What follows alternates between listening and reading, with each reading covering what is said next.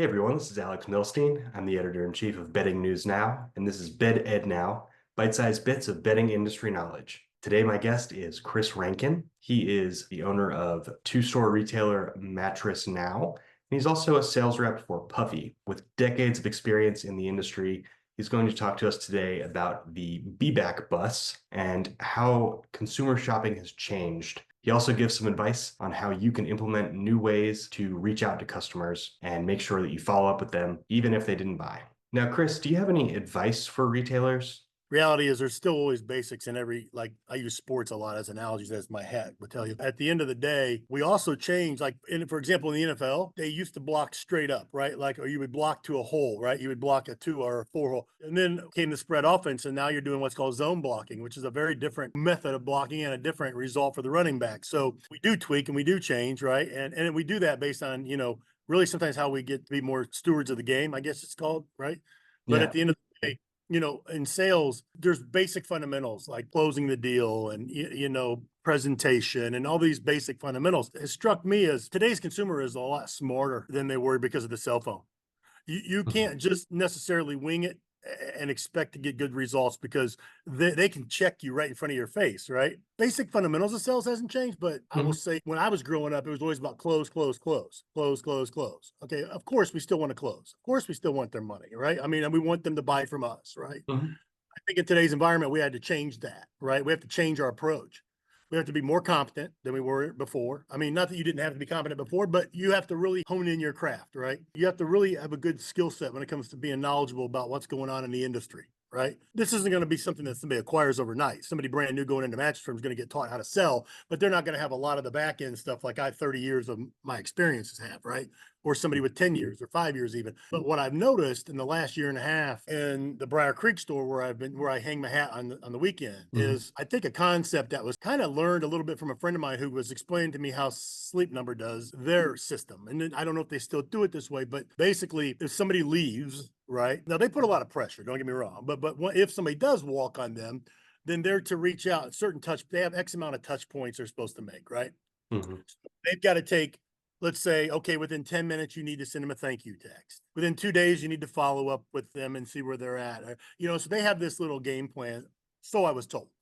Mhm. And so I started using a little bit of that in 2017 in another company that I was involved with, asked to be involved with, and started having some success with it. So when I opened up the stores, me and Scott expanded his business and opened up, the Briar Creek location, and I started working at the store physically again, first time in a while. I started to put those things that I learned back into play, right? And what was dumbfounding to me was number one, how fast the retail business changed. Like literally from 2019, the last time I sat on a physical floor, sat in a store, to 2023.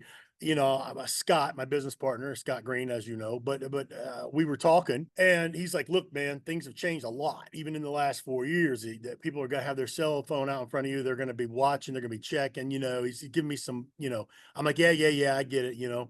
And he's dead on right. They come in beyond that with notes and printed sheets and you name it, right? Wow. And so what I learned also was I started to think, how as a business owner do I separate ourselves from the guy down the street? How Mhm. do we separate ourselves from mattress firm or mattress warehouse? These big boys here in Raleigh. How do we separate ourselves from original mattress factory, right? And the one thing that I looked at was our industry reputation. It's gotten a lot better, but it's still pretty bad. Let's be honest. Mhm. Most people dread buying a mattress for two reasons: confusion. There's just tons of white squares everywhere you go. They Yeah. don't know where to start. And then you've got people, the typical, to some degree, closing approach of a used car salesman. I hate to say it Right. that way. I think we've gotten a lot better in our industry, but we got long way to go to get to a point to where we do this with a more buttoned up approach, you know? Yeah. And so it's interesting, you grow up in sales 101, really anytime, even now, even like Bob Munkle's out there preaching and talking about how to sell, right? And he's not wrong. He's 100% right. However, one thing that's changed a lot since he and I, have been in this business 20 years ago is people's experience and their knowledge of what's going on in the marketplace and their hate. One thing I found to be common is their dislike for pressure, right? Yeah. Pressure. And so you got to take the whole idea and the fear a lot of times in sell is not to walk people. You don't want to walk, you want to close. Don't walk, you want to close. What's your closing ratio? But we're focused on the wrong thing. How about this? How about let's do the best job we can do from a competency perspective, right? Let's talk about the product. Let's find out what's going on with the customer. All these things that we are taught in sales, which we call basically your fact finding, right? Mhm. And so at the end of the day, what I realized was if you treat somebody like they are the single most important thing that happened to you today, you give them the knowledge that the next guy down the street isn't able to give them, potentially, right? You give them an experience that they have not had anywhere else. And you take the pressure off by, I use a lot of reverse psychology. So like, look, you're probably going to do some shopping around. You've probably been shopping, a lot of these kind of things where it's like, I'm taking the fence down to nothing, right? People ask me, when does the sale end? I said, well, as long as your information is in our system, the quote that we just talked about, barring 20% inflation the next year, it's good until you're ready. We're here when you're ready to buy, right? And so Mhm. again, here comes that defense level, right? They're not used to hearing that. They're used to walking into an environment where it's like, you're going to lose it if you don't buy tonight. The sale ends. The sale ends tonight, right? Everything on the internet is driven. The direct consumer brands, which is all I sell, is driven by a fear of loss, right? Mhm. Yeah, at midnight the sale goes away, or next Tuesday the sale is gone, and that's been the case in every industry, always and still is today. You got to put an end to it. I understand that part. I do. That you have to have a deadline to help them make a decision. Mhm. However, if you want to build a business with referrals, you want to build a business with loyalty from a consumer, treat them the way you would want to be treated if you went into a store, right? Take the pressure off of them by by literally taking the pressure off of them, not applying that pressure. This is really counter to everything right now being taught, and so that has ever been taught in sales. So I'm Mhm. probably going to get some pushback. I don't know, but it works for me.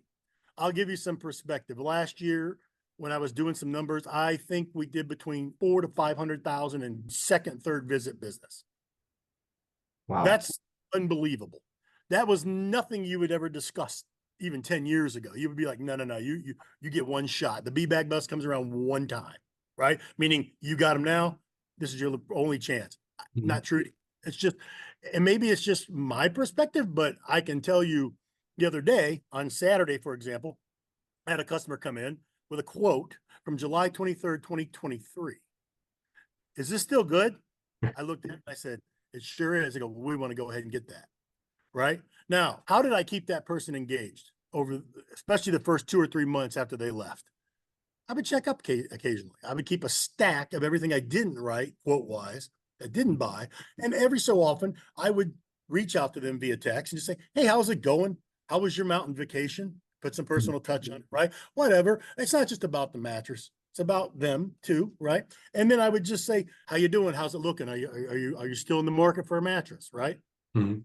And I would put a little date on the receipt, tuck it away, right? If I get any kind of response at all, that means they're in the game, right? Hey, thanks for reaching out, Chris. Or, yeah, we already bought a mattress. Sometimes that hurts. I get it. But hey, guess what? It happens. You're not going to sell everybody, but you're going to do everything you can to either sell that person today or bring them back in the future, right? Yeah. And I'll give you a good perspective on in terms of just like being kind, being knowledgeable, being competent in what you do. I had a lady reach out to me about 6 weeks ago, and I recognized her name, and I realized I'm thinking I don't think she ever bought, right? So she says, "Hey, Chris, it's her name," and I said, "How you doing?" She goes, "Listen, man, I made a mistake." I said, "What's up?" She goes, "Well, I bought a mattress from somebody other than you. I won't say their name on here." She goes, "And to put you this way, I should have done that, but my experience was horrible. I got the wrong bed after I bought. It took me 5 weeks to get them to ship me the right bed and going to the Better Business Bureau, and they wouldn't give me $1 back. So there's nothing I can do about it. However, I would like to send my daughter and my mom in because I really enjoyed your knowledge and your experience and everything that you did for me. And after reading your reviews and everything else, because nothing I can do about my purchase, but I want to send my daughter. So here's her name. She's going to come see you. Right. What is that? Think about that for a minute. A customer didn't even buy from me, calls me, says, I made a mistake. Sorry. I want to send you some customers, right? Yeah. So you may not get them on that first. You may not, but that doesn't mean you've completely lost them, right? And this is again contrary to everything we've been taught, right? Mhm. But so that was what I was talking about when it comes to be back, right? Yeah. What's the real success of if you're going to let somebody walk out that door? I'll let them walk today in confidence. Like I'll look them right in the face and be like, look, Mhm. I understand you're not buying today. Not a problem at all. Matter of fact, we do not. If you say you don't want to buy today, I'm fine with that. No problem. I said, I know that's not normal. I know your experiences have probably not been framed that way where you've been, if you've been shopping in other places. We do things different. We want you to be comfortable. We want to make sure we get you the right product, and we want to make sure it's in your good timing. You know, you have a budget, you have things going on in your life, and we understand that, right? I'll go ahead and put everything we discussed into a quote for you in this system. That way, if I'm not here, guess what? You come back, everything we discussed is there. There's no wondering if the salesperson who's working with you at that moment doesn't need to wonder, what was Chris talking about? Is the customer being truthful? None of that kind of stuff, right? Hmm. It's it's in stone in my system. We're good to go. They always say, "Well, that's fantastic." And the reason they do that is because it's a benefit for them. When you come back, all the information we discussed, any of the opportunities that I gave you, like maybe a discount or an extra pillow, is all here in writing. There is no guessing, right? And I'm Hmm. going to give you a copy of this as well. So not only is it in my system, but you're going to have a copy of it. So what I'll do is, if they got time, is I'll put them in first name, last name, and I say, now what's phone number? Real quick, boom, done. We're good there. I don't need anything at this moment from you in terms of address. Let Yeah. me build quick, and I'll build the ticket, right? And when I'm done, I'll staple it to a nice brochure we give them, of our store and our website and stuff like that. And I say, listen, take this. Here's my personal cell phone number. If you got any questions at all, feel free to reach out. If you're looking at another product I don't carry, I'll be happy to answer for you. I've been doing this 31 years. I'm here to help you find the right mattress. I hope that's with me, but I understand and realize that may not always be the case. But you're a Yeah. human, you deserve to be treated like one. So please feel free to reach out to me at any time, and I'll help you through the process. Right? It's a very, very different, very reserved approach, but it's yielded me this year. I bet this year alone, I'm going to way surpass that 400 or 500 from last year. I just put it to you that way. And my guys are falling in line with this as well. So it's really kind of cool to watch it happen. Take care of people, treat them right, do what you know is best for them. Right? Hmm. Ask them for the sale. Don't stop asking for the sale. Don't, I'm not saying just drop everything and let them walk out the door every single time. I'm saying when they get to that point and they decided to say no, instead Hmm. of using pressure tactics and things like that, be a person, be somebody that they want to come back to. They don't fear coming back to. They would love to walk back in your store because of the way you just treated them and the experience they had. Right now, I've got their phone number. It's game on, right? Because now I Hmm. can text, which is how people communicate today. Yeah. It's I can text them and say, hey, and I do this within 5 minutes every time. If I'm really busy, I can't. So I'll hit them later when I'm not busy. But Hmm. like religion, I do this. I never miss a beat. And that is, thank you for coming in. It was a pleasure to have met you today. Your kids are great. Something about whatever's going on in the environment, right? Hmm. Maybe they're going on vacation. I hope you have a great time in the mountains this weekend, right? Acknowledging that I listened, that I cared more about just selling them a mattress. I cared about what's going on in their life, enough to pay attention, right? And so it's a personal touch. By the way, it was a pleasure meeting all of you. I hope that everything goes well this week in the mountains. Have a fun time. If you have any questions at all, as always, don't hesitate to reach out, right? Yeah. Good at that. If they engage right away and say, thanks, Chris, it was a real pleasure, you're in good graces, right? If they don't, what I've learned is it's not a big deal. Some people don't respond right away. That doesn't mean a week from now you don't reply again, right? And say, hey, how's it going? How was the mountain trip, right? Again, you remembered, right? It's just a different approach. It's contrary to everything that we've been taught in sales. It just, I can't say that enough. I know it is. I know there's people out there going, this guy's nuts, right? Be thinking this way. It's worked for me. I'm not saying it could work for everybody. I Hmm. think you have to really dot your I's and cross your T's to be able to let somebody go out the door. I hope you can, it's like fishing. You know, let a bluegill go in a big old pond. You're going to try to catch the same bluegill again. Good luck, right? Yeah. But what if you tagged it with a little bit of a tracker and certain things you could do, you knew where he was actually swam to, and you could go find that fish again, right? So I think that personal touch gives us that ability to stay engaged with that customer. They're not fearing that you're going to put pressure on them to buy. They want to talk to you, right? Yeah, definitely. It's a customer for life. Even if they didn't buy from you, it's still, hey, maybe the next time they come around, they're like the lady said, I should have bought from you. She's got more rooms in her house, Hmm. right?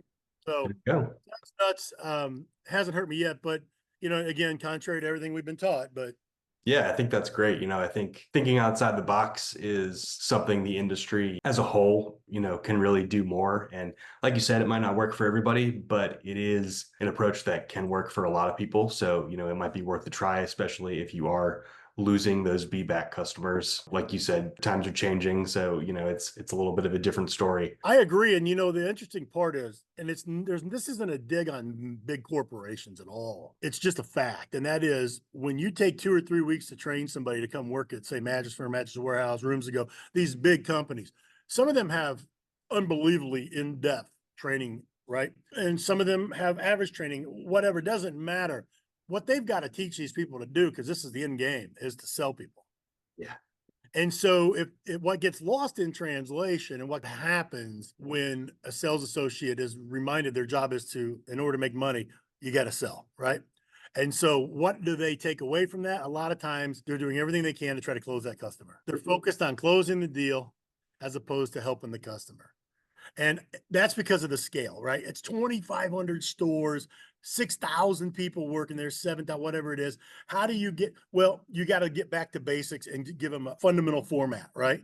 Mm-hmm. But what happens, I think a lot of especially younger sales associates that are new to the business, they get lost in the idea that it's all about closing, right? When that's just the end of it. You have to earn that close, right? Mm-hmm. You have to earn that ability. So what really matters is hone your craft. Yeah. If I give any advice to, say, a young person starting out their career at a major corporation, is become a student of the game. Be as knowledgeable as you can, because that's going to emulate when you speak to people. They're going to be like, that guy knows what he's talking about, right? Yeah. I mean, you hit 2 or 3 things that they see on their phone and they trust you now, right? Because they already read that too. But I think that's where I look at, when you evaluate your business, you say, okay, how can I be different? Everybody's trying to, be different, have a unique selling proposition or whatever it might be. And mine has been, and Scott's belief is, customer first, always customer. It's only about the customer. If the customer doesn't come in the store, we don't exist. I mean, so it's always been about the customer, really, in all fairness, right? So let's treat it like they really matter. Let's really go after this customer like they're part of our family, my mom, my dad, or my sister, or somebody, right? I mean, let's give them the best experience we can give them. We're going to do that through knowledge, right? We're going to do that through proper approach. We're going to do that, most importantly, through how we treat them. I know, because I've studied this outside realm for a long time, that we are going to give them something that they probably won't experience somewhere else. And that gives me my edge. And so we won't always win, because sometimes we don't have a product. They just love Tempur-Pedic. That's fine. I don't sell Tempur-Pedic. That's okay. It's all right. I worked for them for 9 years. Like I tell them, I said, they're great beds. I never shoot my competition down. I bring them up, but I show them why certain things in here might work better, right? But I never diminish the guy across the street or the product, because to me, that's just a red. If I'm a consumer and I'm buying, that's a red flag. That tells me I should go check that guy out or check that product out, right? Right.